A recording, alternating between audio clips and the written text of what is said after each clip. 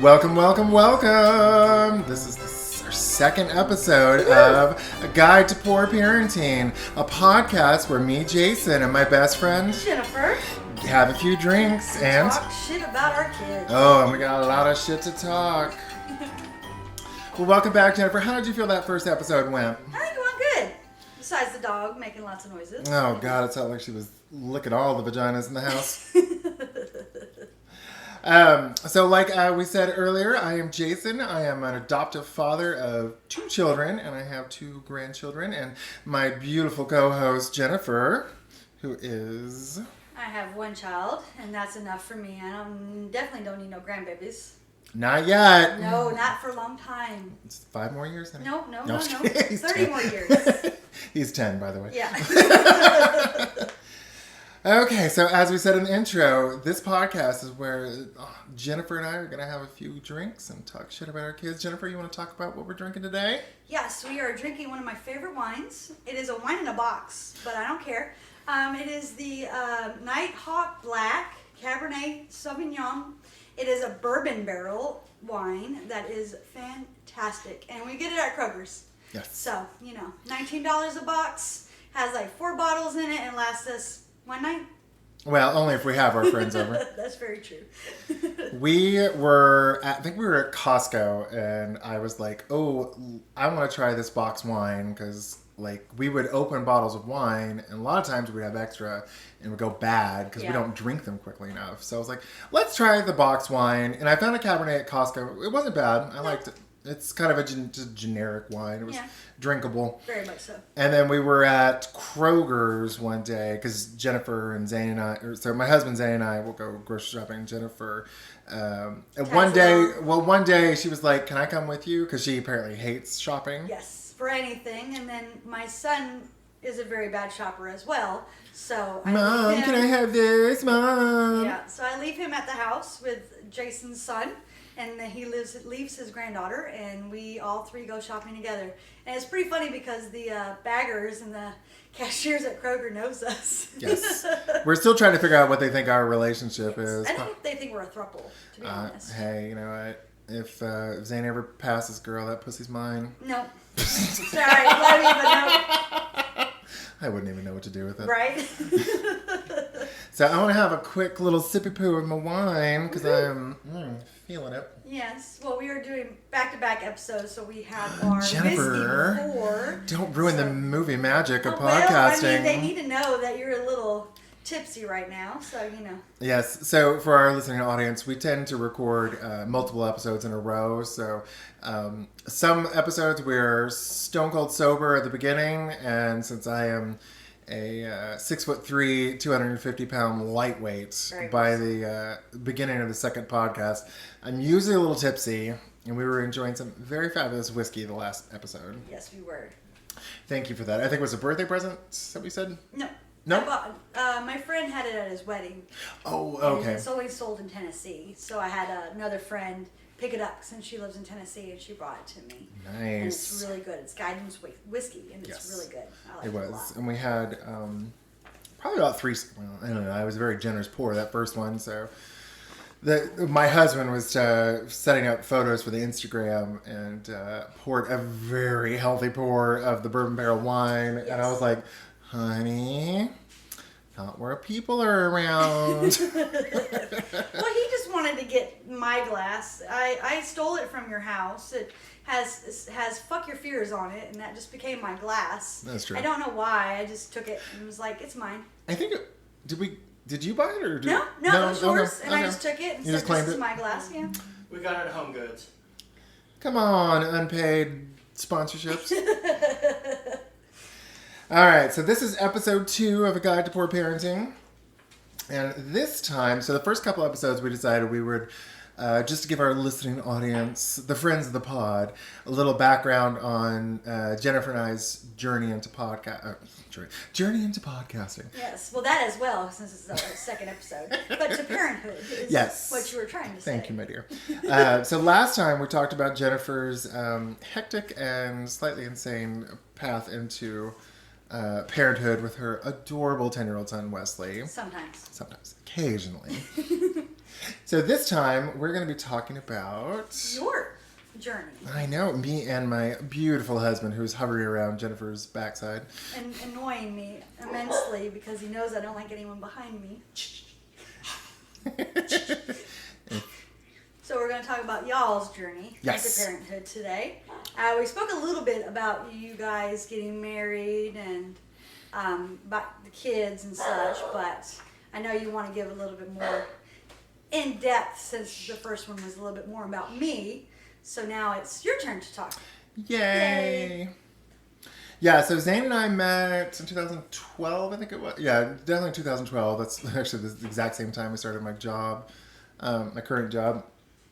And I think even then we were talking about children and wanting children. And so I knew right away that like it was going to be something we were going to pursue. Mm-hmm. And then we got married in 2015. Well, we had a ceremony in 2015, but it wasn't legal yet. Right. And then in 2018, we went back to New Orleans where we had our original ceremony. And our dear friend Jennifer accompanied us. Yay. And witnessed our legal nuptials. And my dear friend Michael married us and did a great job. Yeah, I thought so. Yeah. And we did on the roof of the Four Seasons, I think. Yeah. We just snuck in, took the elevator. Yeah.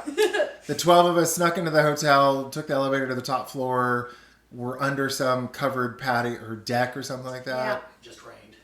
Yep. Yeah, it was very nice. It was lovely. Very pretty view, and we could hear everything, and we were all together, and then we went to eat at that bougie restaurant. Very bougie. And then a few people got a little schnockered.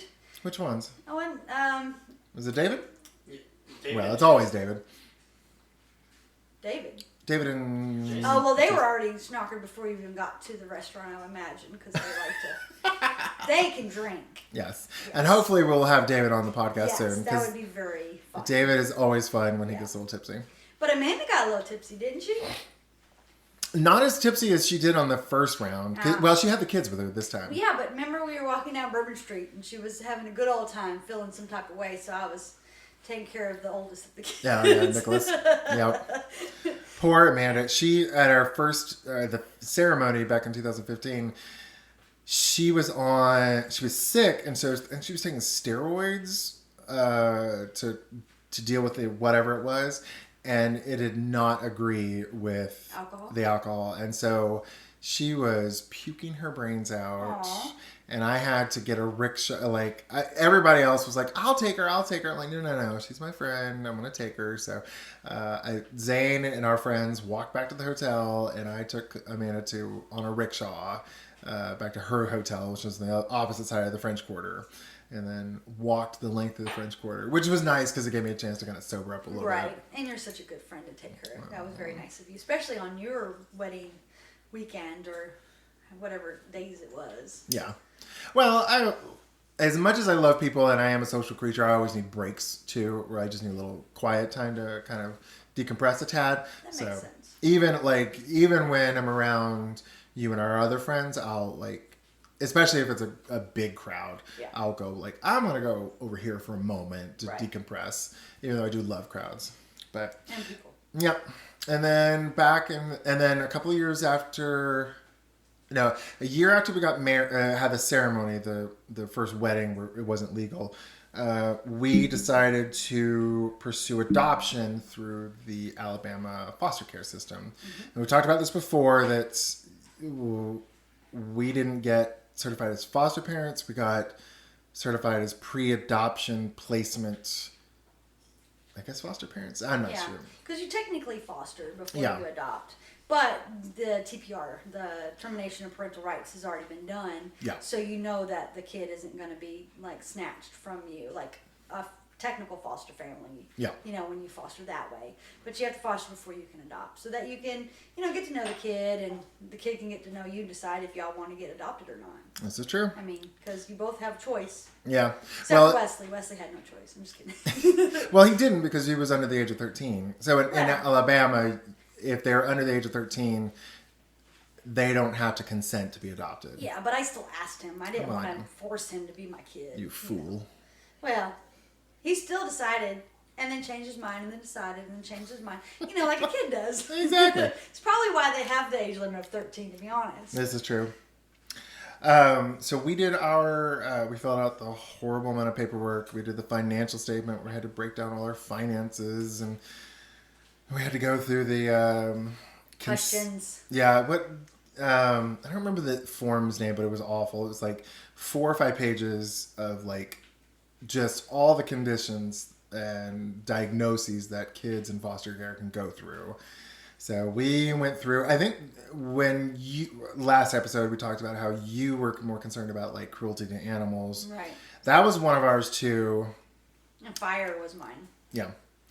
We were more concerned though with sexual abuse. Not that not to victim blame.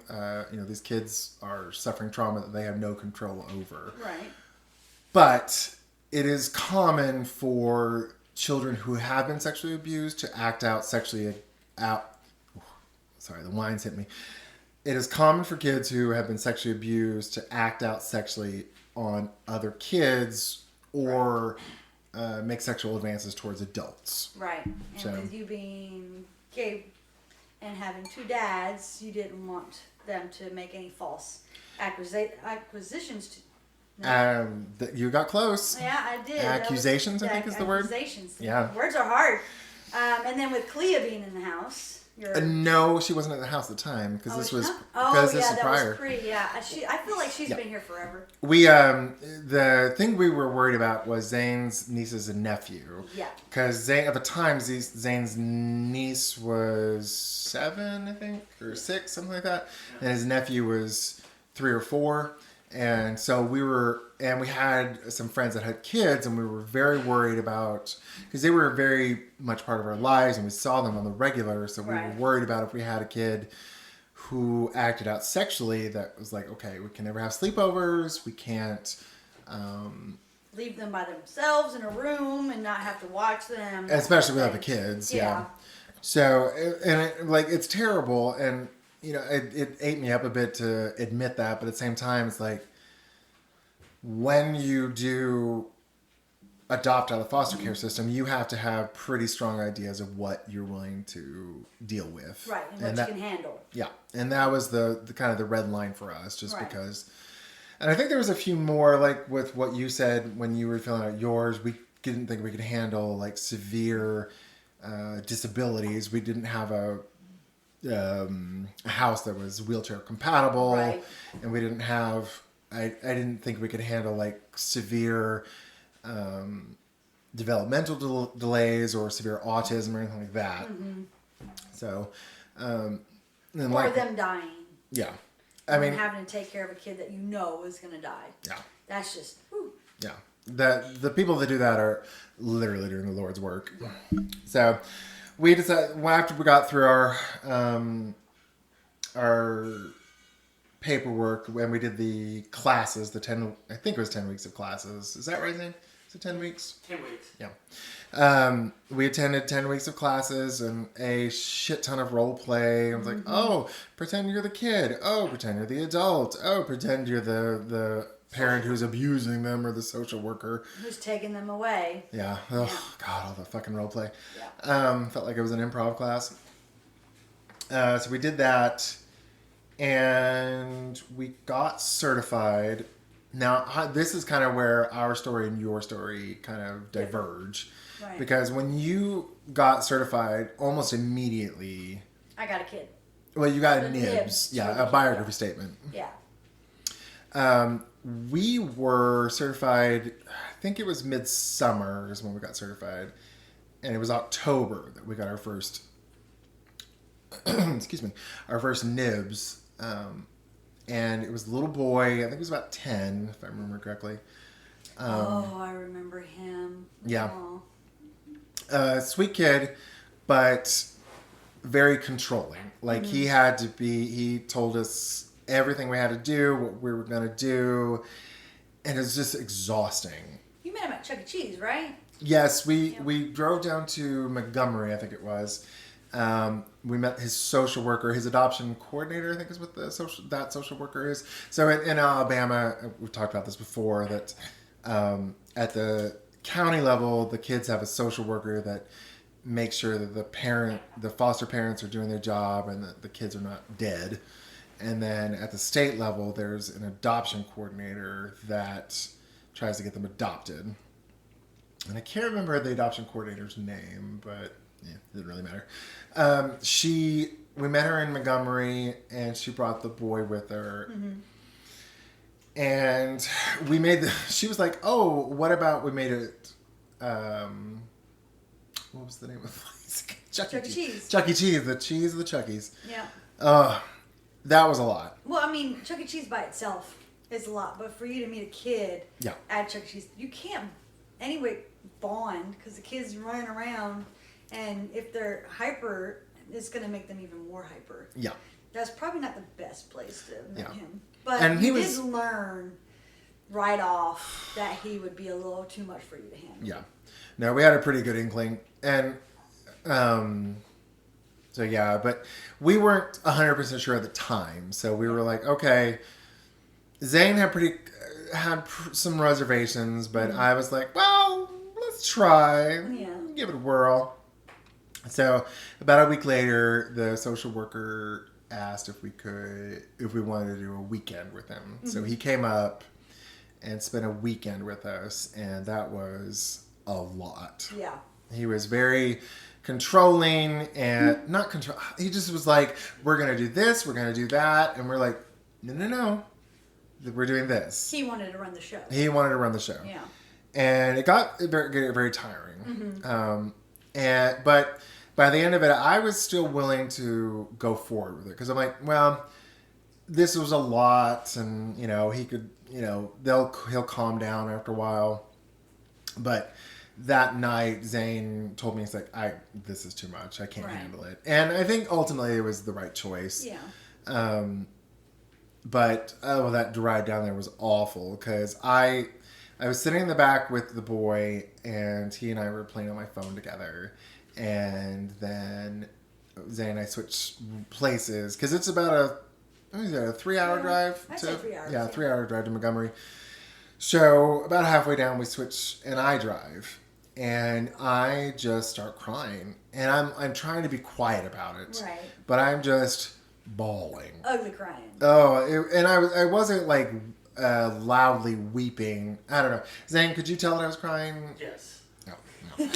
So clearly you were. You weren't very vocal, but you were doing the shoulder shake. Yeah. So I don't know if the kid noticed. He probably did, because he kind of pulled away by the end of it. So I think he knew it was coming. But, whew, my gay ass little heart couldn't take that. No. But so we declined to adopt him, and that was pretty heartbreaking. Yeah. And then, so that was September maybe. That was the early fall, I think, is when we met him and had him over. And then we didn't get any other matches. And you had to keep asking for them. They kept sending them to me, and then you had to keep asking. Yeah, which was the craziest thing. Well, I think it's because you're a woman, and frankly. You're gay, but I mean, still, there's two parents in yours, and there's only one in mine. You would think two parents outrule one. Yeah, but I agree, but at the same time, I think like. Oh, it's Alabama. It's Alabama, and all gay men are pedophiles, apparently. That's very, very true. You try to... Yeah. Yeah. So, like, right after that, I started looking on adoptuskids.org. Mm-hmm. Because there's two main websites you can look at for adoption in Alabama. It's the Heart Gallery, which is kind of a generic listing of kids. It's like a little one-paragraph blurb. Yeah. That's super not helpful. No, but none of them are, because they're all fake. Yeah. I mean, well, they're just like, oh, he needs structure and needs a loving home. And he likes to play basketball. Yeah, and his favorite food is mac and cheese. Right, like, yeah. That doesn't help you in real life. No. But there's another website called adoptuskids.org, and that one...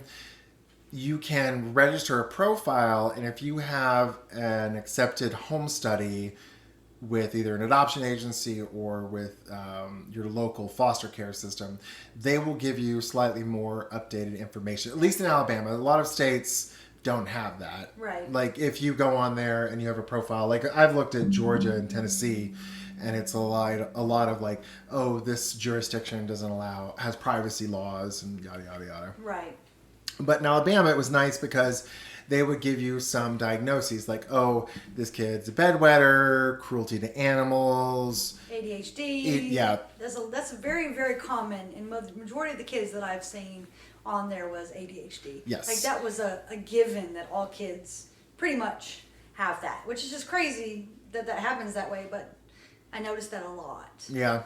Well, I think they told us that it's a result of the trauma. Okay, that makes sense. And then also that oppositional defiant disorder that Wesley has, because he wasn't diagnosed as ADHD or oppositional defiant disorder until I got him diagnosed after I got him.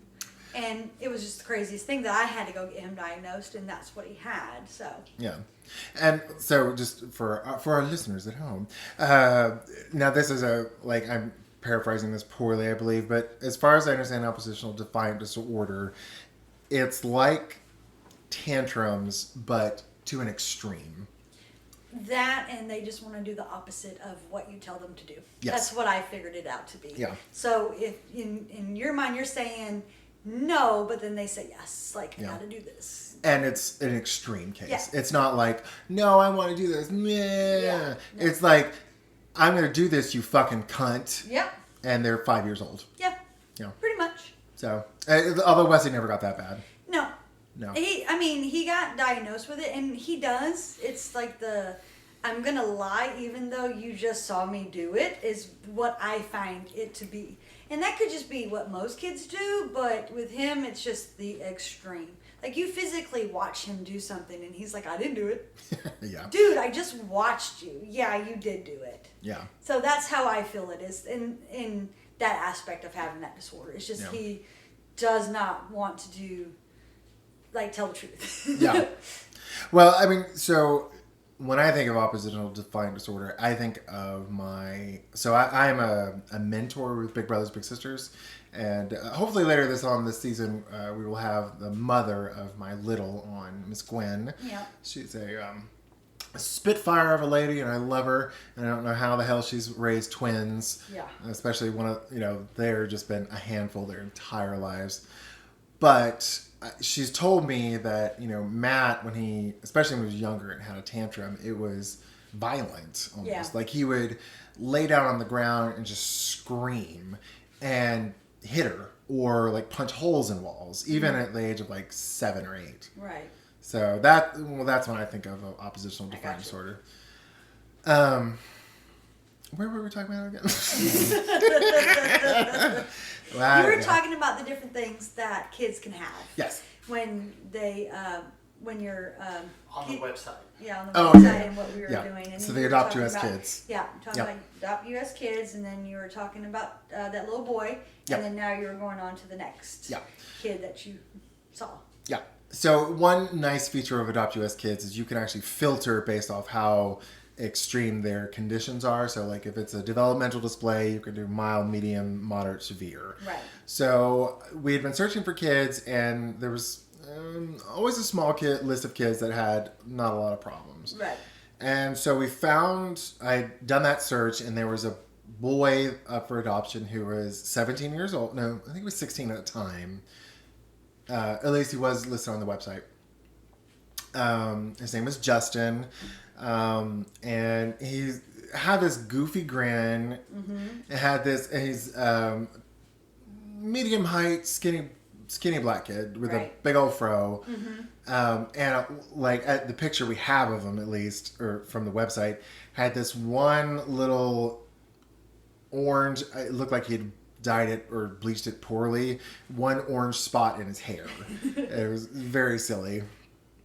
And I always remember his video from the Adopt US Kids because, like as you said last time, it's very scripted and kind of stupid almost. Reading books and washing dishes. Which I don't think he's washed a dish since he's been here. That's not true. He actually will empty and load the dishwasher for us. Okay. Yeah. So, I just never seen it. yeah. There you go.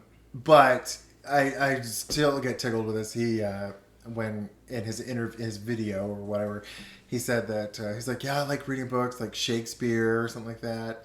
And as soon as he moved in with us, I was like, you were lying, right? He's like, yeah. I was like, I kind of figured. I was like, I have never seen that child read for pleasure in my life. So, but anyway, so I think it was like early October. We went down to Opelika, Auburn area and met him because he was in a group home there. No, he was in foster care there. A real nice lady named... Oof. That's the wine. Yeah. This real nice lady down there was his foster mother. Real sweet lady. We picked him up. We hung out with him. Walked around Auburn campus, which was my husband's alma mater. And he's an Alabama fan. He's an Alabama... Well, he grew up in Tuscaloosa. Right. So... Lies. What do you mean lies? I'm an Auburn fan. You're talking about... No, Justin, Justin's baby. an Alabama fan. Oh. Our son, dear. Yes. Not you. Oh, I'm Yes. sorry. I'm filling the whiskey. Oh, okay. So, yeah, Well, so- everybody's drunk in the house. so, Apparently. Go get some of the kids, too. As we said, it's a guide to poor parenting. Well, here you go. Give the kids whiskey. Put them to bed. Yeah, hopefully they don't find the weed. Anyway, so we walked around Auburn campus. He seemed pretty calm. He is the quietest Oh person. my God. You have to force a word out of that boy. Yeah, you have been, like, he's been with us since 2017, and only in the last year and a half have you, Miss Jennifer, gotten of, like, somewhat conversation out of the child. Yeah.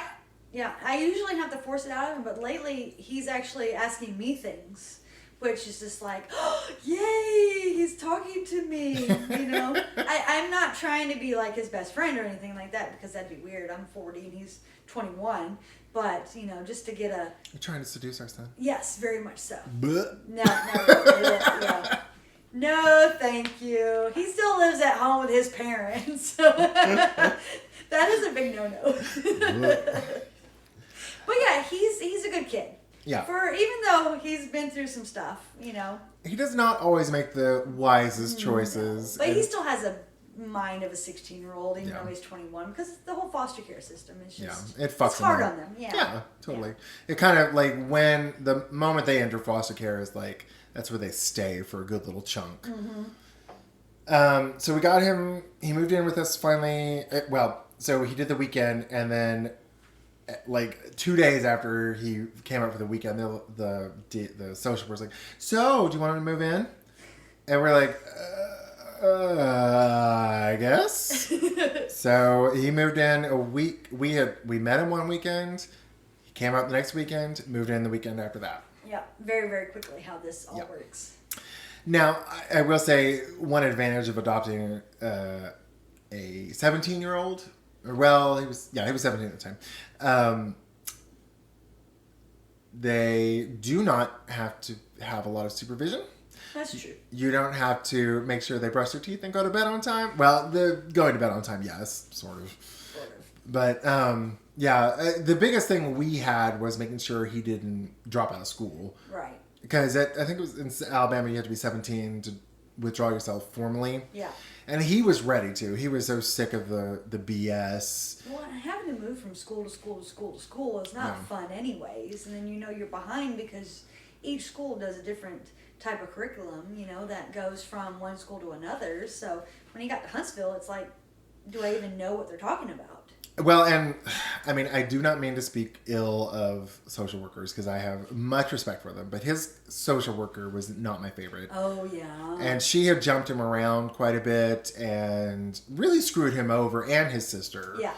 And so he was behind and really pissed off at just the world. And I completely understand. Right, me too. And when we got him, we were like, hey, if you want to withdraw, we understand. Would you give it at least 1 month? Yep. at school, at the school we were zoned for. So he's like, okay. So he went, he did his 1 month, and that was October, early October, mid-October. And he stayed that whole academic year. Yep. I was very proud of him for that. He failed, I think, a class or two. I can't remember. And he did ultimately withdraw in the next year. But he made it further than I thought he would have. And that he wanted to when he first got here. So, Yeah. you know, you guys were somewhat good influence to try to make him try to stay. Somewhat. You can't make a kid, especially when he's 17 and Yeah. he just came into your life, do, you know, pretty much anything. So Yeah. for you to be able to get him to finish at least a year was, I commend you on that. We tried. But so and I think it was that Christmas we met. He introduced us to his sister. The Christmas after he moved in with us. We hadn't quite adopted him, but he's like, hey, can we stop by Coleman? Because my sister is in a group home there with her daughter, Kalia, and his sister's name was Kashondalyn. We call her Kiki. So that Christmas, my mother came into town. We went to Atlanta, and on the way back, I think. No, we went to Texas for Thanksgiving, and it was on the way back from Thanksgiving that we stopped by Coleman and met Kiki and Kalia. And I think she was 4 or 5. She was 4 at the time, and I still remember this because we were sitting around in the kitchen of their group home, and Justin and Kiki were visiting, and I had Kalia on my knee, and I was bouncing her while she was playing. Like, I had this game on my phone that I play. And I was bouncing her on my knee, and she just turned around, looked at me, and she's like, could you please stop? It's like, yes, ma'am, I'll stop that. Yeah. Sorry. So after that, we adopted Justin in March. No.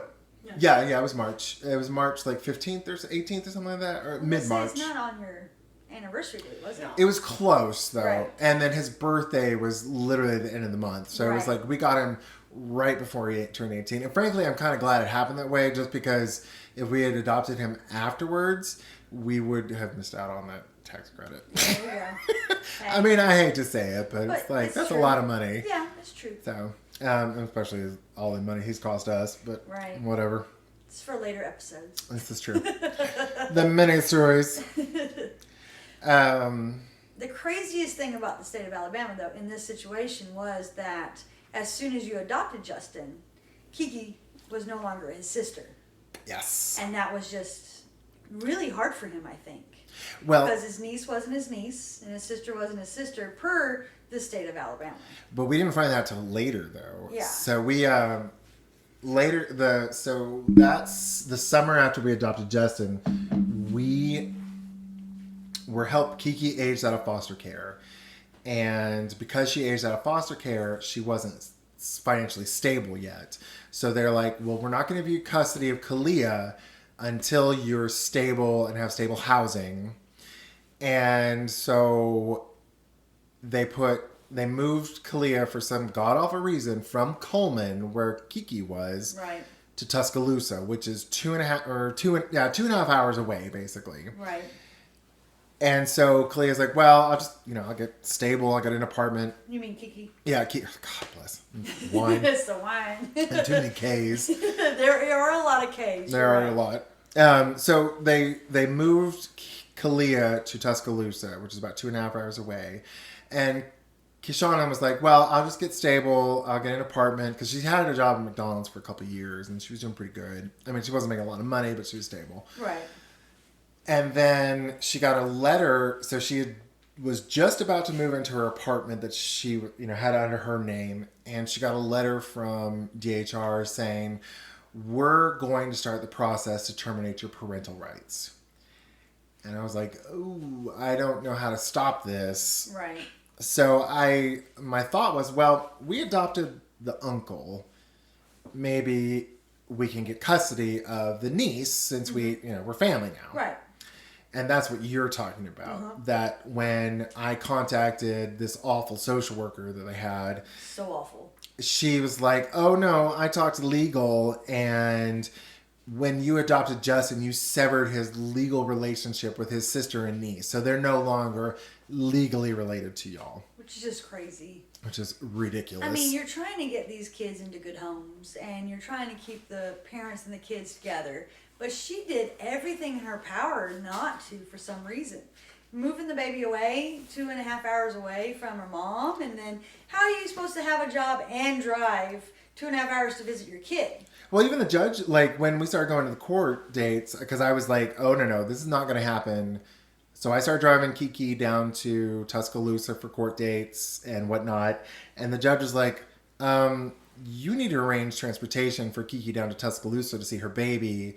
Because, like, the social worker moved Kalia and then didn't, like, Kiki didn't have a car. Right. And they're like, well, you're not making an effort to see your baby, so we're going to terminate parental rights.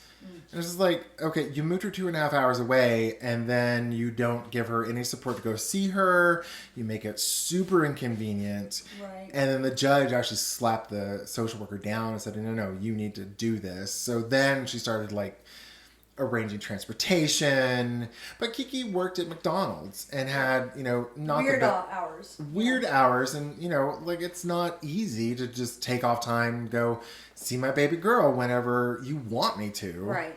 Especially when you move her 2.5 hours away. Right. So it seemed like it was going pretty good. Like she was going to be okay. But I was like, I asked Kiki, Kishanam, I was like, to make sure this doesn't happen, do you want me to go ahead and adopt you? Because if I adopt you, then I am your legal father. Kalia is my legal granddaughter. Right. And so she will have a family to go to. Right. So she agreed. So we approached the lawyer that I went through for Justin and that you went through for Wesley. Passed away the day before our adoption. Crazy. So we adopted Kishanlin, or I adopted Kishanlin. Tell them about how Alabama is Oh. when you try to adopt Kiki in Alabama. Thank you. Forgot about that. So we would be married to Kiki. So I went to the lawyer that we adopted Justin through, and she filed a petition, and then the law clerk for the judge, or the judge himself, kicked it back and said he highlighted the law that said to adopt an adult in Alabama, because she was 21 at the time, so an adult, you had to be biologically related to them by some degree of separation, so like a cousin, an uncle, something like that, or you had to be a step parent. So, like, if, like, the mother had died or that kind of thing. Right. Or there was or a heterosexual couple. Yeah, that's what I was talking about. Yeah. I mean, you'd have to get married for you to adopt Kiki in Alabama, which is the craziest thing ever. You're married to a man, doesn't matter. Yep. But they don't like it.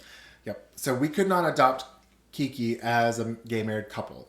So for a while there, I was like, fuck. What do I do? There's nothing I do. And for some reason, it just popped in my head. I'm like, I wonder if other states have residency requirements. Because we're pretty close. Like in Huntsville, we're about, say, like 45 minutes, 30 minutes to the Tennessee border. Yeah, not far at all. Yeah. So my thought was, well, what if Tennessee has like no residency requirements? What if I could just adopt her up there? Right. So I looked, and Mississippi, Tennessee, and Georgia all have 6-month residency requirements to adopt a person or a child in those states. Right. But Florida didn't. So I contacted a lawyer in Destin, which is 6 hours away. About 6 hours like away. that. And A good bit of a drive. Yes. It was not a fun drive. Nope. But I contacted a lawyer and I said, hey, here's the situation. Can I adopt this young lady? She, I have her brother is my son. Mm-hmm. And they were like, sure, that's fine. Come on down. Yeah, come on down. And he's like, just to be sure, I don't think the judge is going to have any problems, but go ahead and get a P.O. box, would you? I'm like, okay. So I drove down to Destin, which is, I took the day off, drove down there all by myself, got a P.O. box, drove back. That's all I did. 12 hours. Well, I got the P.O. box and I dropped off the $2,500 check. Oh, that's right. Yeah. Because in Alabama, like they give you not a stipend, but it's like as a grant or something. Yeah, they So- kind of pay $1,000. Yeah. Yeah, to it. So if you adopt out of the foster care system, they'll give the lawyer $1,000 to cover the costs, and then you have to make up the rest. But our lawyer for Wesley and for Justin was really nice, and she just took $1,000 because she liked to do the adoptions because she felt like that was her Calling, I think. goodwill, because she did a lot of divorces, I think is what she was telling me. Like, she hated to do the bad things, so she was like, I'm going to do adoptions to make me feel better. That's kind of how she put it to me. Oh, okay. I didn't. So that's why she just did the $1,000, just because she was like, I'm getting paid and I'm doing something nice. Okay, I did not realize that part. Yeah, when we went to her office with her puppy. Oh, that Was it dog Princess? was. Is her name or something like that? I thought it was an adorable Duchess. dog. Oh yeah, Duchess. Yeah, Yeah, such an adorable dog. and soft. Yes. God, that Wesley dog was loved soft. her. Yeah. Every time we came in, she would like jump at the gate, and we would like. I was like, "Can we let her out?" Yeah. It's a very hyper dog, but so lovely. Yeah, and she would get in the chair and just lick you and just love on you. It was so sweet. Yeah.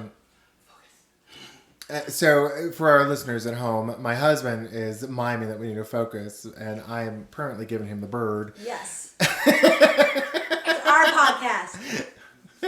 Ooh, and I don't know what he's doing. He's pretending you're not going to fist. Yeah. He's pretending to fist me later, but I'm like, no. Mama's clamshell's a little tight. I haven't had no wine for that. Oh, Mama's drunk. Anyway, so the lawyer in Destin, he got the paperwork pushed through. Me, Justin, and Kiki drove down to Destin. I was kind of surprised Justin wanted to do it because he's so like Nonchalant about things. Well, not only that, it's like if it's any inconvenience for him, he does not want to do it. But I think he really wanted Kalia here. Yeah. He did. I mean, he might like take it back now because she's here 24/7, but I feel like he really wanted her here. Yeah. No, I agree. She was the whole impetus for doing this. Right. Like, if he didn't have a closer relationship with her, I don't know that I would have done as much. I mean, I hate to say it, but like, if they hadn't been as close, I probably wouldn't have tried as hard. Well, you probably wouldn't have known That's about true. her, and because he has like 8 other brothers and sisters or something like that. So with Kiki, they had a special bond. Yeah. And they did get to kind of grow up together, and so Kalia was part of all of that. And I really can't see Kalia not being in our lives. So No. I'm really glad that he did have an affinity towards Kiki for us, or for you, sorry, to get Kalia, because I love baby girl. Yeah. She's a loud ass little girl, but Hoot. she is my sweetheart. So Kiki and Justin and I drove down to Destin. We met with the judge and we adopted Kiki. And it was very sweet. And I was mildly horrified because we were at the beach and she was like, "Oh, I want to get some souvenirs." And she spent like $150 Oh my on like gosh. crap. And I was just like, I'm your father. I should say something, but I'm like, I just adopted you, so I don't really, I don't really have the right to. Can I discipline you already when we just got adopted? I know, like, no, don't spend that money. Because she was making like $10 an hour. Like, Jesus Christ, girl, don't spend that kind of money. But whatever. Yeah. I mean, And- she is responsible. Yeah. And I mean, she does take good care. Yeah. And She, keeps her bills paid and somewhat, Yeah. She tries. Yeah. That's the main thing. the struggle is real with her, but she's doing the best she can. And Yes. I fully respect everything she's doing. Definitely. But after we adopted her, I think that was in March that we adopted her. The adoption went through. So March, April, somewhere in there. Mm-hmm. And then we had actually inquired on another kid. Right. Because I was like, oh, we adopted her and, it seemed like her court, the termination of parental rights was not going to happen. Right. Regardless of us adopting her, it just seemed like it was going well and she Mm-hmm. was doing everything she needed to do. So I was like, we're fine. I'm going to go ahead and inquire on another kid. So we had inquired on this kid. He seemed like a perfect match because he was, from the biography statement, it seemed like he was gay. and he was 15. It was like perfect. It Right. was perfect match. And then come May, went down for her final court date, and the judge and Kiki's lawyer and Kalia's guardian ad litem, which is her representative, were like, oh, well, since you adopted Kiki, and we're still kind of unsure about, since we're still kind of unsure about her, we're going to give you joint custody of Kalia to you and Kishanlin. And I was like, oh, okay. I'm not sure what that means. They're like, well, you two will share custody, but she has to be with you for so many months, and she has to come visit and keep a good relationship with her. And after that, it's whatever y'all want to do. So I was like, okay, that's fine. So she moved in early June. June, yeah.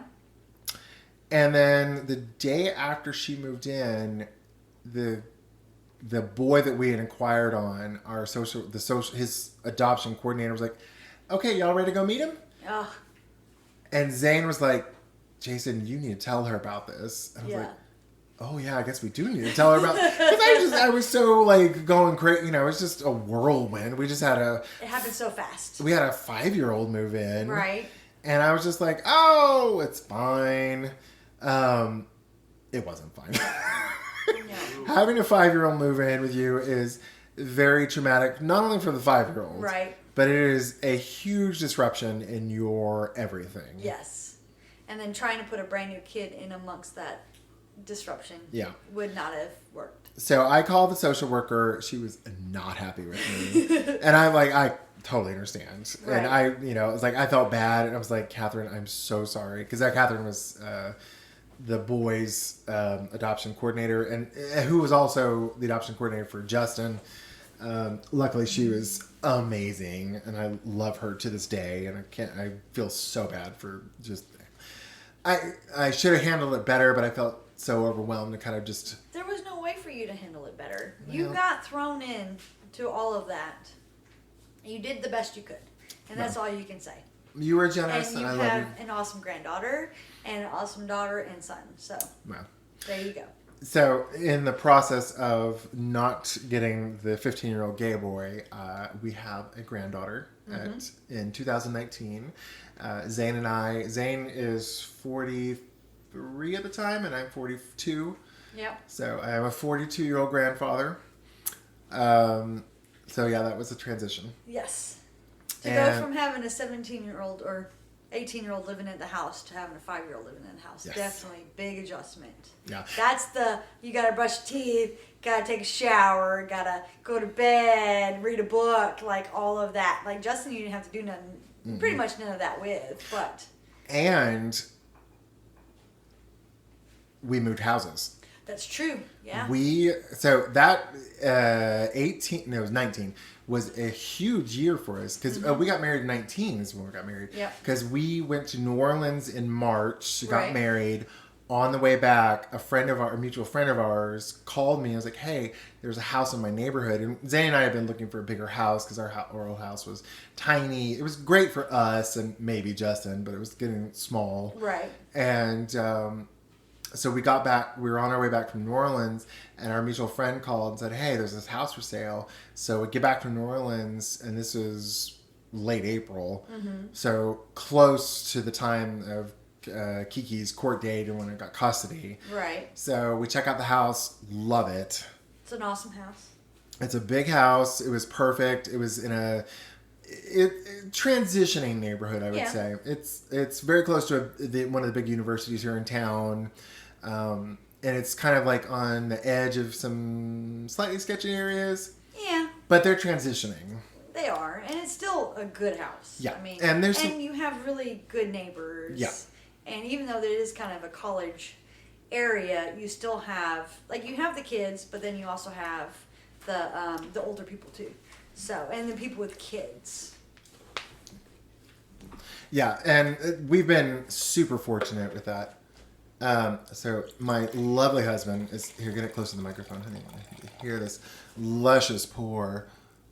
Oh yeah, that's saying peeing in my mouth. My turn. Not my again. turn.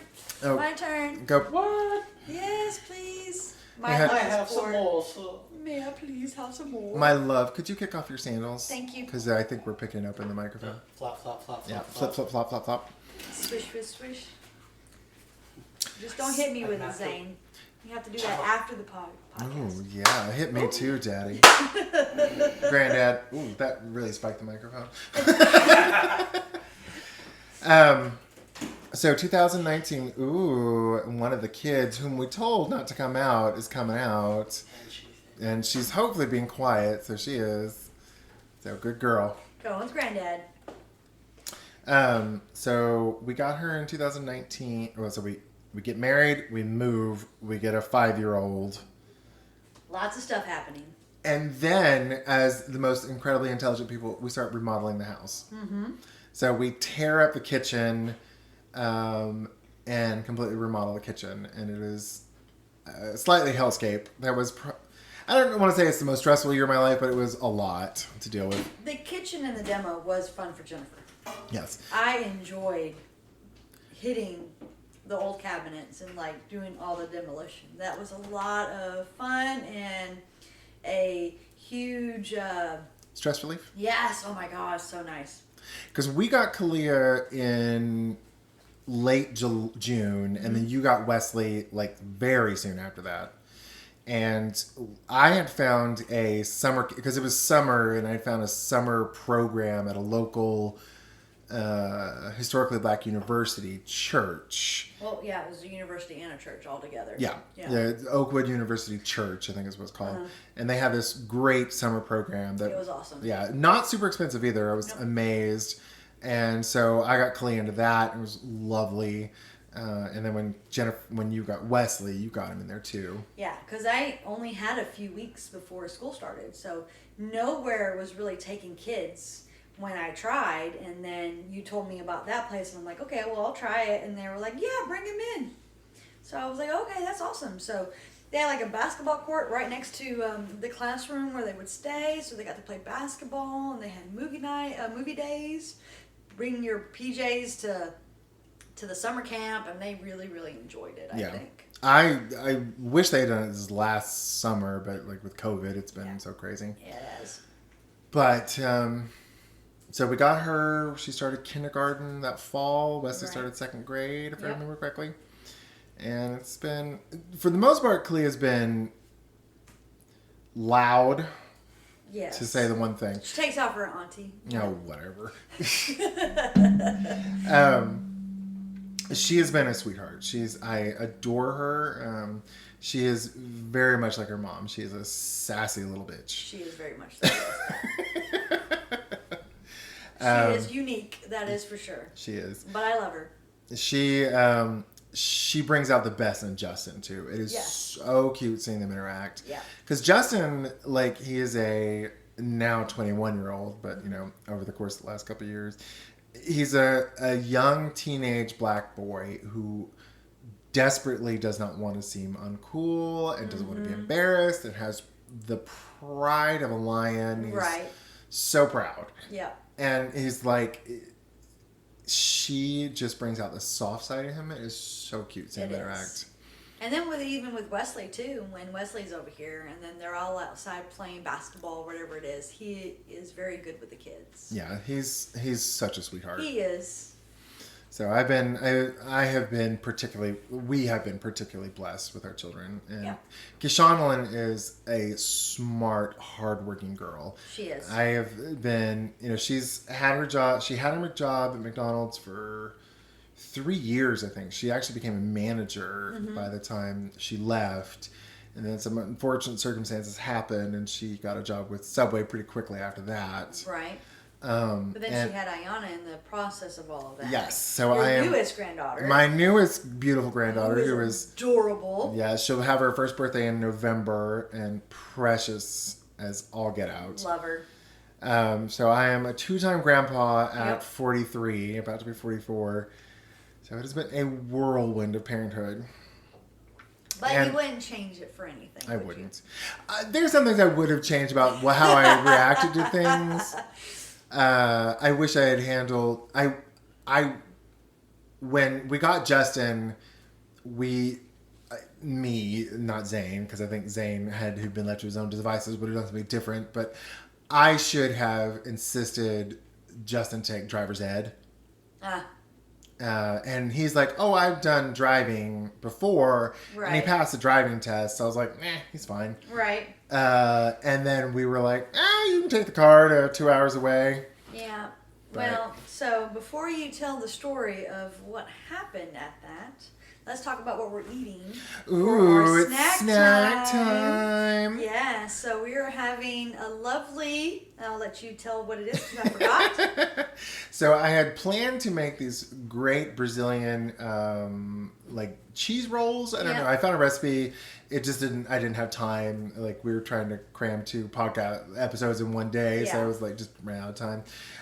But we're keeping it low key, low class. Yes. And we're doing some Laughing Cow spreadable cheese on some saltine crackers. Oh, and they are delicious. Have you had the garlic one yet? Yes, that's what I was eating earlier, and then I was trying to talk with it in my mouth, but it's very, as Jason is making noises into the microphone. Let me chew like a cow. Yeah, it's very crazy. So that's our snack time, is the Laughing Cow on the saltines. We're fancy in this house. We are. But I know you were going somewhere, so I know it's story time. And you have a Story great story time. time about Justin and cars. Oh, so Jesus. please tell us about this. Practically all my story times are going to be about Justin and his idiotic car behavior. Very much, yeah. He has had a lot of problems with cars and him. Yeah. 3. Yeah. So tell us what your first story is about Justin and his car. Oh, Lord. All right. So, like I said earlier, I wish we had forced Justin to take driver's ed Yep. or some sort of driving course because he had swore up and down. And I was like, well, he seemed to be okay. And whenever we drove with him, he was fine. Little did I, like you said earlier, or like you said on the last episode, that you are the strict one, I am the loosey-goosey one. So he had his license maybe 4 or 5 months. And we wanted to make sure he maintained his friendships down in Pell City, where his last... Group home was, yeah, right? when he was in foster care, the last placement was a group home, and he had several friends there. And we wanted to make sure he maintained them because, it's a big shock to the system to lose everything. Right. all in one Again. go. Yeah. Yeah, again and again and again. Mm-hmm. So you were trying to keep it somewhat normal for him Yeah. with his friends down there. And we actually went down there a couple of times with him and Right. like met them, and everyone was really nice, and we wanted to make sure he maintained those friendships. So it was it summer? When did you graduate, Zane? May. So May of 18. So during this time, Zane was in nursing school. He had a pretty not long, but a good stretch as an IT professional. Right. He already had a bachelor's, and he was like, I want to go get my nursing degree. I got a new calling. Right. And I was very supportive. I'm like, okay, cool. So it gets close to Zane's graduation, and Justin, I was like, do you want to go to Zane's graduation? Should have made him. Yeah. Should have. Well, he did attend. So there was 2 graduation ceremonies. One was in the College of Nursing, and he did attend that one. Okay. So that's why I kind of felt like he didn't have to attend the big one. The one at the BBC. Yeah, the one that you and I went to Right. and attended. So I was like, okay, you went to one of them. Even Zane, I think, felt fine. He's like, okay, he went to one. That's cool. Right. He did his familial obligation. Right. I mean, Yeah. you can only ask a 18-year-old to do so much. Yeah. Or a 19-year-old. Yeah, something Whatever like age that. he Yeah. is. So it gets closer to the big graduation with all the colleges of University of Alabama in Huntsville. And Justin asked if he can borrow the car. And we had let him do it before. He'd borrowed the car and gone down to Pell City. No problem. Right. So we're like, okay, yes, you may borrow the car, spend the night, and then come back. Probably not our finest choice, but Well, hindsight, 2020. hindsight 2020. And I think a lot of it too is like I base the decisions on like how I was parented, and admittedly, my parents are. If you think I'm loosey goosey, my mother's like, no, just go do it. It's fine. Man, you want to try that crack? Go ahead. Whatever. Here's the gun. Go run in traffic. You're fine. Here's the gun. Go play in the truck in the cars. Excuse me, audience. I'm eating my lovely saltines with laughing cow. And drinking his wine. Just what you need is more wine. Yes. This podcaster is brought to you by Laughing Cow Cheese. Smooth and spreadable. You are too silly. So Justin has a car. He's going to Pell City. So Justin has the car in Pell City, which is about 2 hours away, Ish. Yeah. And we'll say that. my dearest friend Jennifer and I are having Subway, I think. Nope. No, we were having a sandwich. We were at Jimmy John's. Jimmy John's, that's it. Yeah, because it's real close to the BBC. Yep. So we were downtown at Jimmy John's having a sandwich, waiting for Zane's graduation to start. Because it was like 2-ish, I think, something like that. I don't remember times, but yeah. It was lunchtime. Yeah. So we go down, we're having lunch, and I get a call from Justin. And I'm like, what's up, buddy? What's up there, pumpkin? Yeah. I had a car accident. You did what? So apparently, I'm not entirely, I still don't really remember, but he had been either fucking around on his phone or fucking around with his friends. Yeah.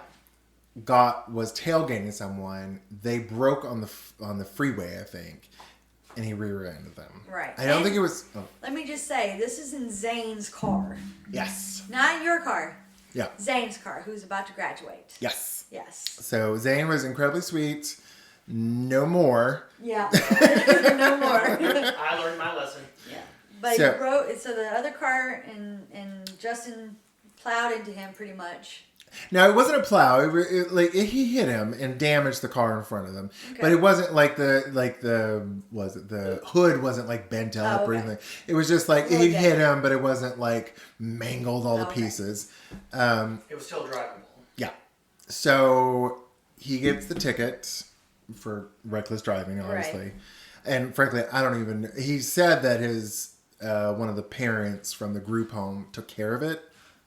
I don't know if that's true.